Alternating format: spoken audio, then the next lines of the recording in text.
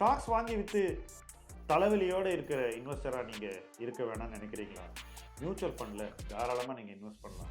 1 கோடி என்ற இலக்கை அடையலாம். சில ஆயிரம் சம்பாதிக்கக்கூடிய ஒரு முதலீட்டாளராக நீங்கள் இப்போ இருந்தாக்கணும் லட்சங்களை கடந்து 1 கோடியை நீங்கள் எட்ட முடியும்.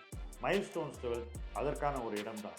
அது உங்களுக்காக தான் உருவாக்கியிருக்கோம். இந்த பிளாட்ஃபார்ம் மூலமாக நீங்கள் நிச்சயமாக 1 கோடி என்ற இலக்கை அடைய முடியும். ஒவ்வொரு மைல்களாக கடந்து 1 கோடி உங்களுக்கு வந்து சேரும்.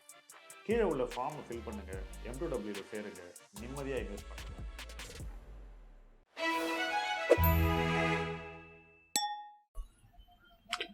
ஃப்ரெண்ட்ஸ், இந்த முதலீட்டு களம் பதிவில் நம்ம பேச போகிற தலைப்பு, நீங்கள் கொடுத்த தலைப்பு, சரியான PEஐ எப்படி முடிவெடுப்பது.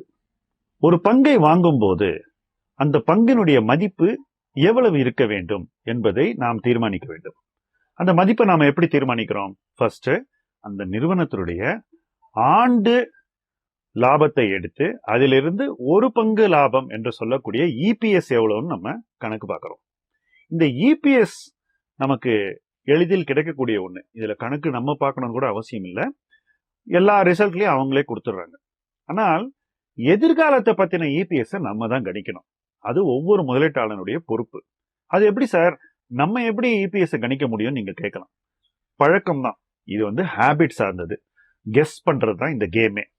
கெஸ் பண்றது எப்படிங்கிறத சொல்லித்தரணுமா? பழகித்தான் தெரிந்து கொள்ள வேண்டும். என்ன? சோ நீங்க ஒவ்வொரு கம்பெனிக்கும் அடுத்த வருஷம் என்ன EPS வரும் அப்படின்னு கெஸ் பண்ணணும். அதன்படி அந்த கம்பெனி பர்ஃபார்ம் பண்ணுதா அல்லது ஏன் பண்ணல அப்படிங்கறத புரிஞ்சுக்கணும். இது காலப்போக்கில் நமக்கு ஒரு ஹேபிட்டா வந்துடும். ஸோ ஒவ்வொரு கம்பெனியை பத்தி நம்ம புரிதல் வளர வளர அந்த கம்பெனி கிட்ட இருந்து என்ன எதிர்பார்க்கணும் அப்படிங்கிறது நமக்கு தெரிய வந்துடும். அந்த எதிர்பார்ப்புகள்லாம் ரொம்ப தெளிவாகும் போது நம்ம எக்ஸ்பெக்ட் பண்ணக்கூடிய அந்த EPS சரியா வரும். இதுல சில நிறுவனங்கள் நமக்கு பிரச்சனையே கொடுக்காது.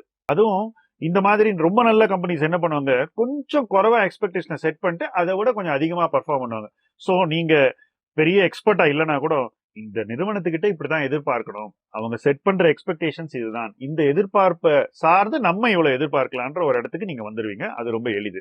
ஆனால் இதே எல்லா நிறுவனத்தை பற்றியும் சொல்ல முடியாது. சில நிறுவனங்கள்ட்ட லாபத்தை கணிப்பது ரொம்பவும் கஷ்டம். அதே மாதிரி அவங்க எப்ப பணம் ரைஸ் பண்ணுவாங்கன்றது நமக்கு தெரியாது. ஸோ ஈக்விட்டியும் வளரலாம். இது ரெண்டுமே மாறும்போது EPS ஜட்ஜ்மெண்ட்ங்கிறது ரொம்ப கஷ்டம்.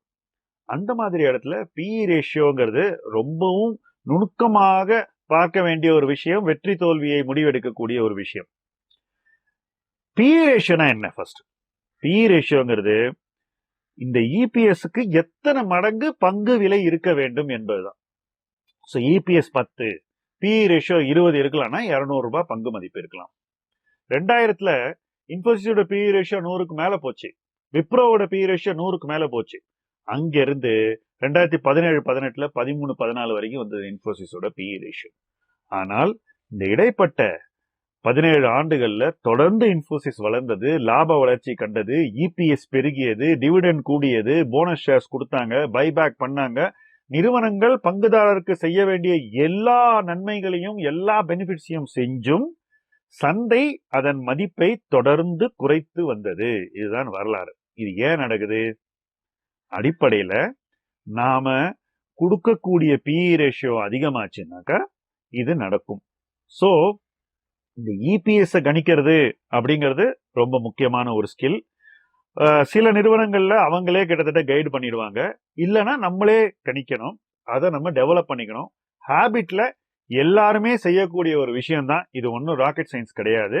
நிறுவன புரிதல் கூட கூட நம்முடைய அந்த கணிப்புகள் கரெக்டா வரும். Practice also will improve your perfection rate. So நீங்க அதை தொடர்ந்து பண்ணிக்கிட்டே வந்தீங்கன்னா நல்லா வரும். இப்போ நான் முதலீட்டாளர் ஆரம்ப காலகட்டத்தில் எல்லா நிறுவனத்துக்கும் EPS எஸ்டிமேட் போடுவோம். இது பிராக்டிஸ் வரணுங்கிறதுக்காக. அப்படி பண்ண என்னாச்சு, ஒவ்வொரு துறையை பற்றின புரிதல் கிடைக்குது. நிறுவனம் பற்றிய எதிர்பார்ப்புகளை நம்ம இன்னும் ஃபைன் டியூன் பண்ண முடியுது. இந்த எஸ்டிமேட்ஸும் டியூன் அப் பண்ண முடியுது. ஸோ ஒரு பீரியடுக்கு மேல நம்ம பண்ணக்கூடிய எஸ்டிமேஷன்ஸ் ஓரளவுக்கு கரெக்டா வரும். 100% கரெக்டா வராது. 60% ஒரு 70% வந்தா கூட நீங்க ரொம்ப நல்லா எஸ்டிமேட் பண்றீங்கன்னு அர்த்தம், நீங்க எடுக்கக்கூடிய எஸ்டிமேஷன்ஸ்ல. ஸோ அந்த கணிப்புகள் எங்க நமக்கு நல்லா வருது, எங்க நல்லா வரலங்கிற புரிதலும் நமக்கு வருது. ஸோ EPS எஸ்டிமேஷன்ங்கிறது முதலீட்டு பயணங்கள்ல மிக முக்கியமான ஒரு விஷயம். அது இல்லாம நம்மளால ஒரு முதலீட்டாளராக வெற்றி அடைவதுங்கிறது ரொம்ப கஷ்டம். இபிஎஸ் எஸ்டிமேட் பண்ணதுக்கு அப்புறம் என்ன பிஇ ரேஷியோ கொடுக்கலான்ற இடத்துக்கு நம்ம வரோம். இது முழுக்க முழுக்க நம்முடைய தேர்வு, நம்முடைய கணிப்பு சார்ந்தது. யாரோ ஒருத்தர் 100 பிஇ கொடுக்குறாங்கனால நீங்க கொடுக்க வேண்டியதில்லை. இன்ஃபேக்ட் இன்னும் சொல்ல போனா நான் அந்த பிஇ கொடுத்து ஒரு பங்கு கூட வச்சுட்டு இருந்தது கிடையாது. பட் நான் வாங்கிய பங்குகள் அந்த மாதிரி 100 பிஇக்கு போகும்போது நான் வித்துட்டு கூட வெளியே போயிருக்கேன். அதற்கும் சமீப வரலாறு இருக்கிறது. பொதுவாக நம்ம ஒரு சொத்துக்கு கொடுக்கக்கூடிய விலை இவ்வளவுதான், அது எவ்வளவு உயர்ந்த சொத்தாலும் இதுக்கு மேல கொடுக்க கூடாது அப்படின்ற ஒரு சீலிங் நமக்கு இருக்க வேண்டும். ஒரு உச்ச வரம்பு. அந்த உச்ச வரம்பை டிசைட் பண்ணிட்டு அதுக்கு கீழே எவ்வளவுக்கு எவ்வளவு வருதோ அவ்வளவுக்கு எவ்வளவு நமக்கு சாதகமா அமைகிறது அந்த சூழல்னு புரிஞ்சுக்கிட்டு அந்த பிஇ ரேஷியோல வாங்குறது தான் முதலீட்டு சாதுரியம். அந்த சாதுரியத்தை ஒவ்வொருத்தரும் வளர்த்துக் கொள்ளலாம். இது யாருக்குமே அடங்காத ஒரு ஸ்கில் கிடையாது. ஆனா அதற்கான பயிற்சி மிக மிக முக்கியம். இது பயிற்சி மூலமாகத்தான் வரக்கூடியது. நிறைய பேரு இதையெல்லாம் பயிற்சி எல்லாம் செய்யறதெல்லாம் ரொம்ப கஷ்டம், இதெல்லாம் நான் செய்யறதே கிடையாது, நான் ரொம்ப நல்ல கம்பெனியை பார்த்துட்டு உட்காந்துக்கிறேன், நிறைய விலை இருந்தா கூட நான் வாங்கிட்டு உட்காந்துட்டா நான் வெற்றி அடைகிறேன், இப்படி எல்லாம் இன்னைக்கு சமூக ஊடகங்கள்ல பலர் மிஸ்லீட் பண்றாங்க. அவங்களுடைய ஒரே எய்ம் என்னன்னா அவங்க பேசக்கூடிய கம்பெனிஸ் மற்றவங்க ஏற்கக்கூடிய கம்பெனிஸா இருக்கணும். அதனால அவங்களுடைய தனிப்பட்ட புகழ் வளரணும், அவங்களுக்கு ஒரு ஃபாலோயிங் வரணும். இப்படி குறுகிய நோக்கங்கள் கொண்டு நிறைய பேர் இந்த ஹை பிஇ ரேஷியோவை ஜஸ்டிஃபை பண்றாங்க. என் பார்வையில ஹை பிஇ ரேஷியோவை ரொம்பவும் ஜஸ்டிஃபை பண்றவன் முதலீடு புரியாத ஆசாமி.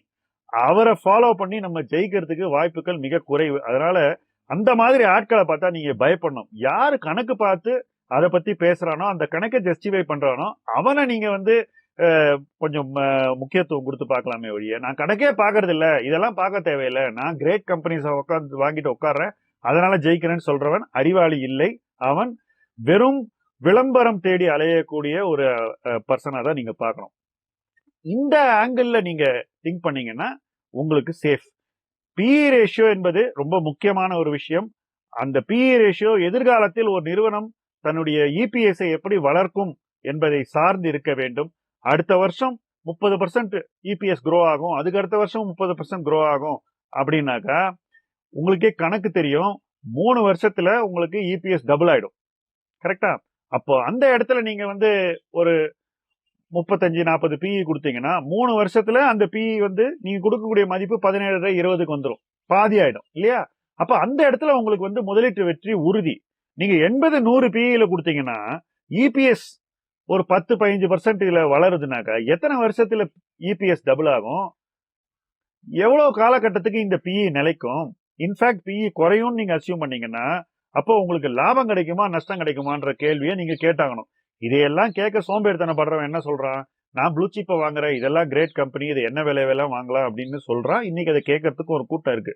அது புல் மார்க்கெட் பினாமினன். என்னைக்கு மார்க்கெட்ல நிறைய முதலீட்டு வாய்ப்புகள் கூடுகிறதோ, இன்னும் நிறைய சாய்ஸ் அதிகரிக்கிறதோ, அப்போ ஸ்லோவா ஸ்மார்ட் மணி இந்த மாதிரி கம்பெனிஸ்ல இருந்து மூவ் ஆகி வேற கம்பெனிஸ்க்கு போயிடும். இதுதான் இன்ஃபோசிஸ்ல நடந்தது 2000 இருந்து 2010 வரைக்கும். இதுதான் பல நிறுவனங்கள்ல நடக்கும். ஒரு காலகட்டத்தில் இது ஐடிசிலயும் நடந்தது.